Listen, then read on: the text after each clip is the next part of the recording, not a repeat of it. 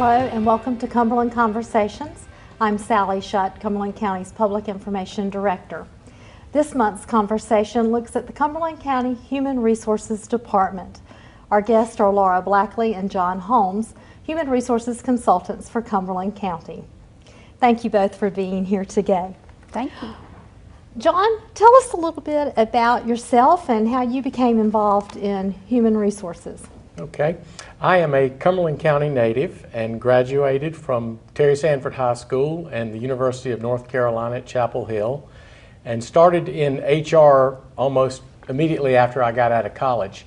For 28 years, I was the Human Resource Director for the Fayetteville Observer, and I left there in 2005, and later that year is when I started my career with Cumberland County. I was with Cumberland County Mental Health for 2005 until this past year when I moved over to the Main County HR staff downtown. So Laura, tell us a little bit about yourself and when you joined Cumberland County. Well, I joined Cumberland County in 2001 in their Cumberland County Mental Health Center as the HR director there. Prior to that, I had graduated from Chapel Hill like John had, and I had majored in industrial relations, which was the personnel degree program at that time. I then went to work for the state of North Carolina and worked for the South Central region of the state and had worked there since 1992, and then went to Cumberland County Mental Health Center.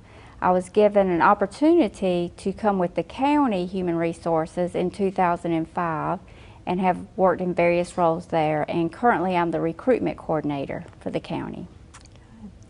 Well, John, start us off by describing the organization of the Human Resources Department and those primary functions. Okay. Well, as you would imagine, recruitment and selection is one of the most important functions that any HR department has, and Laura heads up our efforts in recruitment and selection. And you know, our job is simply to get the very best, most qualified candidates we can for the positions we've got in Cumberland County. And then once you get those employees and you get them on board, then the next thing you want to do is you want to keep them. You want to retain them, and you do that through a very comprehensive and generous benefit plan. We've got excellent leave, retirement, medical insurance, and those kind of things.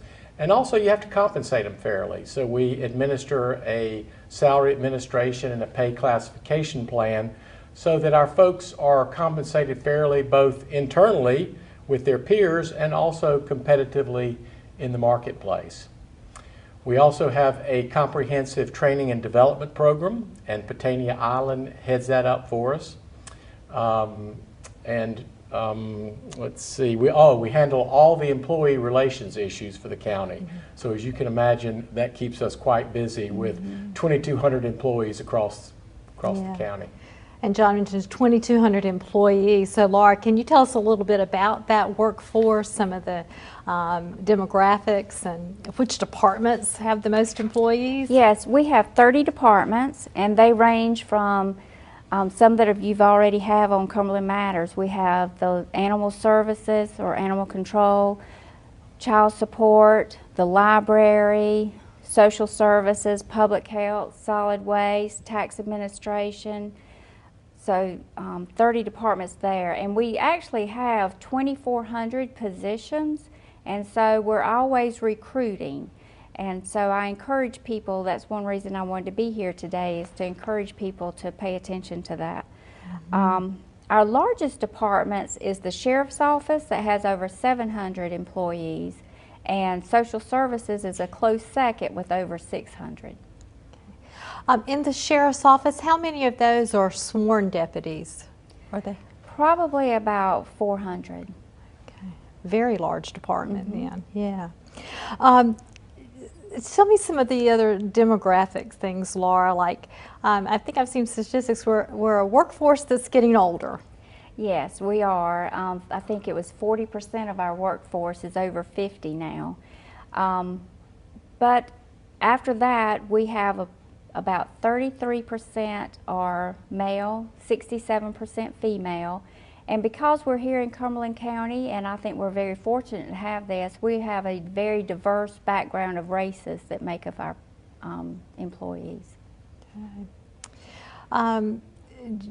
Laura mentioned 40% are over 50, so tell us a little bit maybe how the county is preparing for that aging workforce. Yeah. Well, every organization in America is dealing with the aging baby boomers, and the baby boomers have always sort of stirred the drink all the way through their careers, and now the baby boomers are starting to reach retirement age. In Cumberland County, we have 40% that are already over 50. Of those, we have 264 employees, or 12% of the workforce, that is eligible for some sort of retirement right now, today, either partial retirement or full retirement. Not that they would all leave at once, but they have the potential to. And then we further analyze those 264 folks, and 20% of those are in top management positions. They are in high-level positions at the county. So that's one of the things that we want to begin focusing on is succession planning, and how do we begin to identify that next level of leaders in the younger ranks and begin to invest in them and develop them and bring them along, so that when these folks do start taking their retirement, then we certainly have a number of good folks in-house to look at to fill those positions. So succession planning is one of the strategies. Are there other strategies in dealing with the aging workforce? I guess recruitment then, going out and when they do retire. Yes, recruitment. And one thing that while we have an aging workforce, some of these are on their second career. And so because we hire veterans, we are very strong in hiring veterans. We give veterans preference when possible and such as that. So that is one of the reasons why we have 40% over 50. Yeah. And we're also dealing with a lot of intergenerational kind of issues, because we have all age cohorts in the workforce. So we like to do some training where we develop managing across the generations, so that supervisors, especially the older supervisors who may be boomers, understand the Gen X and the millennials and how they think and how they best work and how they're best managed. Yeah, that's part of that staff development training programs that you guys offer, and do a great job with that. Well, Laura, John mentioned that you are really heavily involved with recruitment and selection, and I think a lot of our viewers out there are wanting to know, well, how do we find out about the jobs in Cumberland County and the whole application process? So can you kind of give us a look at that and kind of walk us through the steps? Yes, and I'm glad that you asked, because we are looking all the time for different types of positions. Right now, there are currently 16 positions that we have on our regular county website, and in addition to that, we have 3 with the Sheriff's Department. And they are looking for cooks for the detention center, detention officers, as well as deputies. Now, the way that you would go access that is you pull up the county's website, and that's www.co.cumberland.nc.us. And you click on the left-hand side and under job vacancies, and you click on that, and then our recruitment page will come up. And then you can see how to apply, and you click on that link, and our vacancies will come up. And then you have to read on how you have to build an application. And that might sound kind of scary at first, but I want people to understand, just get your information together, be patient. It's going to take you about 30 minutes the first time you go through it, and then you can submit it for whatever vacancy you feel like you are interested in and that you qualify for. You can use the same application over and over. You can edit it, and if you don't see anything at the moment in which you're interested in, you can also click on the job interest cards, as that's on our recruitment site as well, and that has numerous categories of types of work. And when a position comes open in that category, it will send you an email letting you know that a position has come open, and you can look to see if it's one you're interested in and apply that way. Sally, one of the nice things about the NeoGov is once you've completed that application, you don't have to reinvent the wheel for every job you apply for. That application's in the system, it's saved, you're going to use your login to get access to it. So it does take some time on the front end to set it up, but once it's set up, it's there, you can reuse it, you can edit it, and it's really going to be a time saver for folks. Right. And it is a relatively new program for the county, the Yes. NeoGov. So have you seen an increase in applications since we've transitioned to that? Yes, we have, and we're glad of that. I do want to encourage people when they fill out their application, though, you need to understand that the application is our primary tool that we use to evaluate your qualifications for the position. And so I encourage people to take their time, answer all the questions that are involved, and if there are any required tests for any position, we need you to take those, because if you do not, then even if you meet the other qualifications, your application will not be forwarded to that hiring manager. Those are required tests, and they're required prior to interview. They're required prior to you even qualifying for the job. And that's one thing that we are seeing that people might not completely understand, is that if there's a typing test, an Excel spreadsheet test, an access test, or a PowerPoint test, or a spelling test, then go to the Employment Security Commission at 414 Ray Avenue, 486-1010. You can call and register for the test, and please go take those for a complete application. Thank you. This is some really good information. We're going to take a pause and then come back in just a few moments.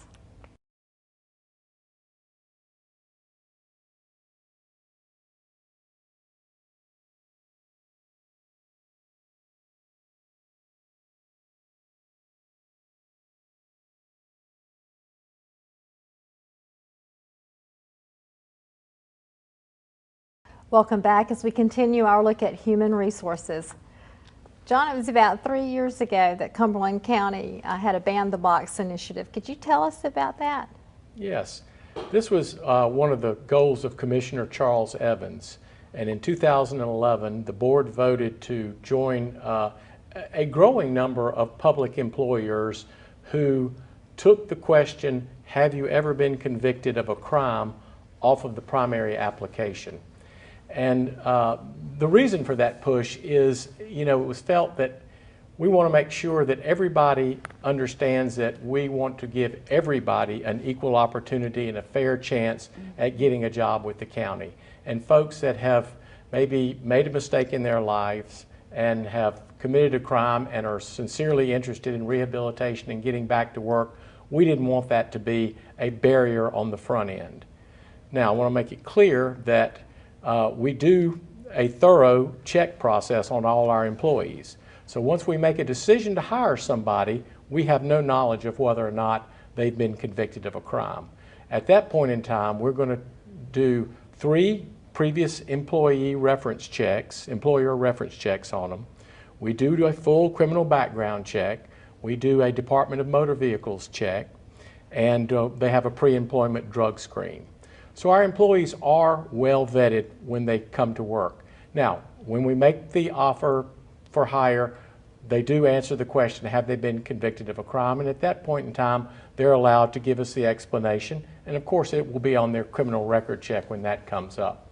But by taking it out on the front end, then we take away the perception maybe of folks who have a criminal background that my application didn't even get looked at. It ended up in the round file. And it's a good thing. And we're getting calls about this. It's a growing trend across the country. I think Laura mentioned today we got a call from Pennsylvania from a public employer up there that wanted to know about that, know about our process and thinking through that and why we did that. So it's good to be on the front end of that kind of change. I know the National Association of Counties mentioned, had an article recently in their newsletter about it growing across the country, and they mentioned Cumberland County in that article. So, Laura, let's move into talking about recruitment. Okay. No. So tell us, what are the efforts that the HR department's taking to find those employees that would fit right in with Cumberland County? Okay. The first thing I want everybody to know is the first place to go look is on our website, and I've already given you that website address. We also, anytime we post publicly, we always post at the Employment Security Commission, so you can also look on their website. And thanks to you and our Public Information Office, we're also on Facebook and Twitter. So all of our positions that are open to the public to be applied for are in those locations.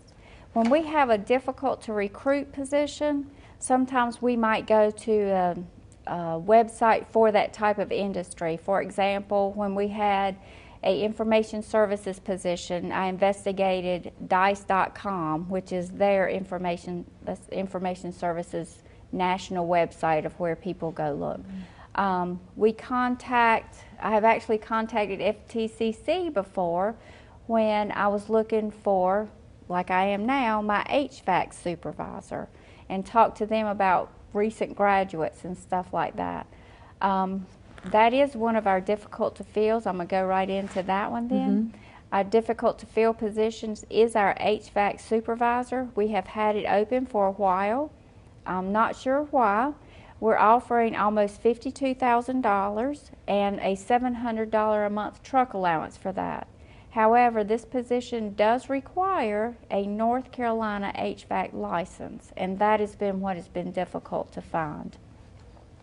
We also have where we attend job fairs, and I want to go ahead and let the community know of recent job fairs that are, or current job fairs that are coming up pretty soon. We're going to be at the library on March the 12th, and we're going to be at the Crown for the Social Services job fair on March 27th, and then we're going to be at Fort Bragg on May 20th.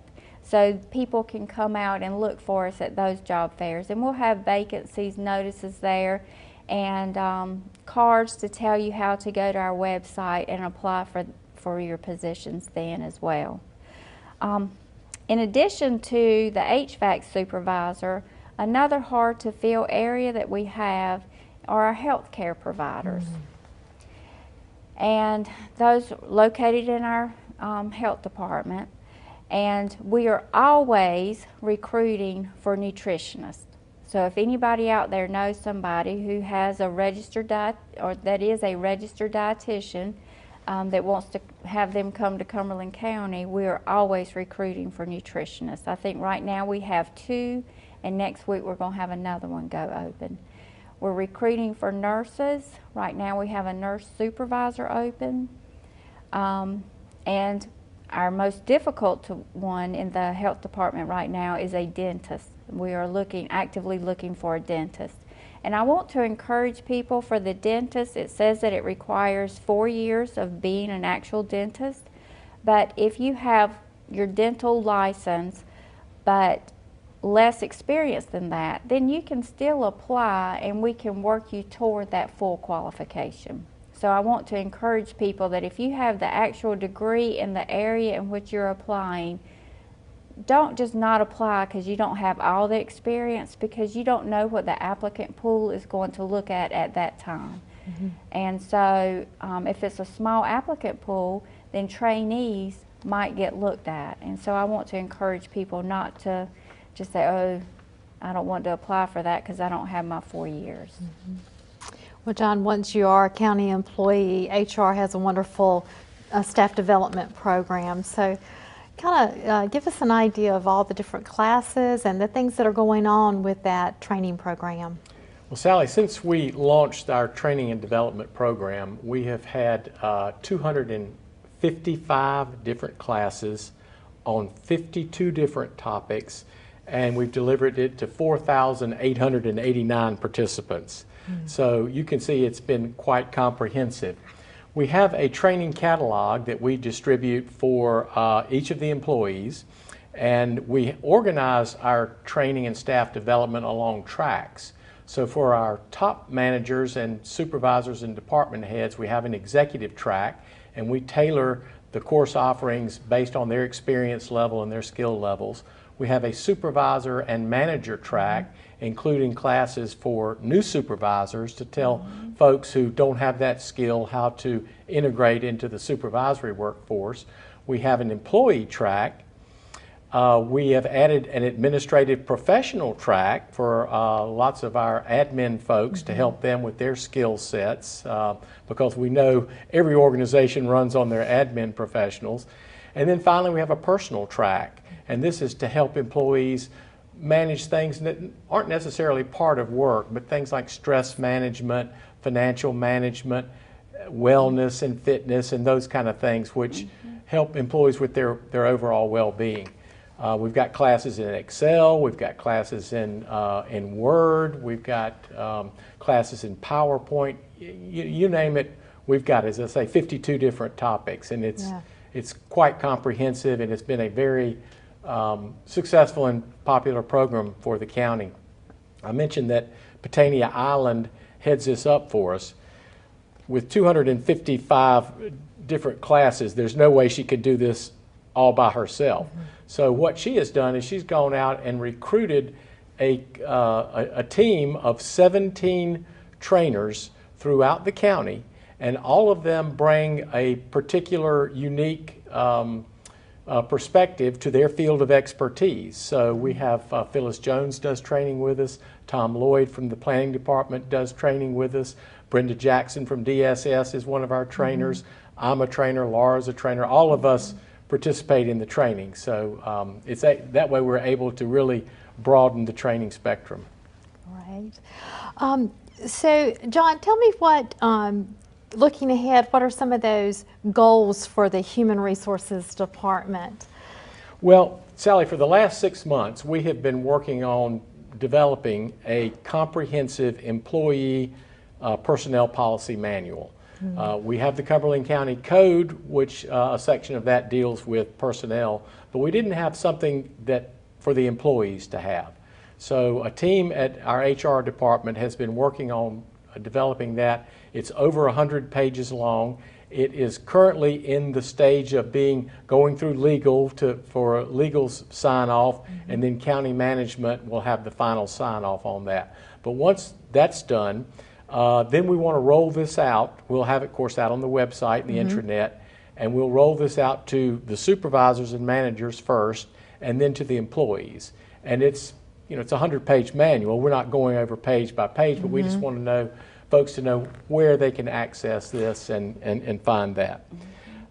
We had talked about succession planning, and when we looked at those numbers and saw the aging workforce and how many of them were in key management positions, I think one of the things we decided a goal for the next 2 years was for us to begin to push forward with some succession planning in those departments. So that's certainly one of them. We want to continue to build relationships. We're called consultants, and we do consult with the department. So we want to continue to build business relationships with those department heads so that they do really look at us as consultants. And we have done a number of organizational studies, workforce analysis studies, workflow things. Fred Starling has done a great job with that. He's worked with a couple of our departments. He's currently working with Randy Beeman at Emergency Services to help him reorganize his staff and those kind of things. And of course, we're always going to seek to continue to recruit and retain and pay at a competitive level. So we want to make sure that the pay and classification plan is current, and our folks remain competitive, and also that our benefit plan stays up to par. And so, Laura, in the human resources world, you use the term employer of choice. So tell us why Cumberland County is an employer of choice. Well, we would like definitely to be that, and to try to get our name out there that we are a good place to work. And we are, frankly, a great place to work. Like John said, we have an excellent benefit plan. We have an employee health clinic that employees can go to for free. We have an employee pharmacy that many of the medications are free to employees, and if you can do generic, and a small price if you have to do otherwise. We have an employee wellness program that is wonderful. Kendra Manning heads that up, and it teaches people on how to eat better. She calls in different public health educators from the health department to teach us about nutrition. She has smoking classes on how to quit smoking, all different types of classes to help your well-being, and those are free to the employees. As a matter of fact, we also have, for the employees, we have Zumba on Monday and Thursday nights, of which I participate in. So anyway, in addition to that, we also, like John was saying, we pay a competitive wage for this area. Cumberland County, we do want to see that we're a fair employer, and we do pay a competitive wage. And in addition to that, we have a strong retirement plan. Our retirement plan is called a defined benefit plan, and that means you can figure out what your retirement is going to be based on a particular formula. And so, you know, those are things that we hope that help make us an employer of choice. One other thing that I think, as I've been with this county 13 years, is the employees are wonderful. Most people are just very nice and friendly, but the main thing that sticks out to me about Cumberland County employees is how generous they are. I have seen how much giving they give of themselves has just been awe-inspiring to see sometimes. Well, Don, tell me how, what do you find most rewarding about working in the field of HR, and particularly in Cumberland County's HR department? Well, the first thing is we have a fabulous staff, Sally, a very professional staff in HR of 10, headed up by Julene Self. We report through James Lawson, the assistant county manager, and it's a joy to work with these people. I mean, they are all professionals, and everybody, it performs at the top of their game. So it really is fun to come to work every day. I like doing something different all the time. As we talked about, one day you're working with the Sheriff's Department, the next day you might be working with DSS, you're working with the Health Department and Animal Services. So I love that variety of having all these different departments that you're working in. I work with workplace violence, with family medical leave, with Americans with Disabilities Act, and when the phone rings, you never know what's going to be on the other end. So I like that. I find that challenging and exciting, and it allows me to sort of exercise all of my HR expertise, and it helps me to continue to grow and to really be challenged every day I come into work. Well, we appreciate the work that both of you do in our Human Resources Department, and we really do encourage our viewers out there to let other people know about our jobs, and to seek out those jobs on our website and through the HR department. Our time is up for now, and I want to thank John Holmes and Laura Blackley for being here today and giving us a look at the Human Resources Department in Cumberland County government. Thank you for sitting in on our conversation. We hope you will join us for future Cumberland Conversations.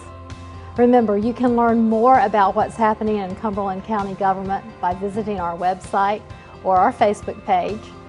We also hope you will consider enrolling in our Citizens Academy, which is offered twice each year.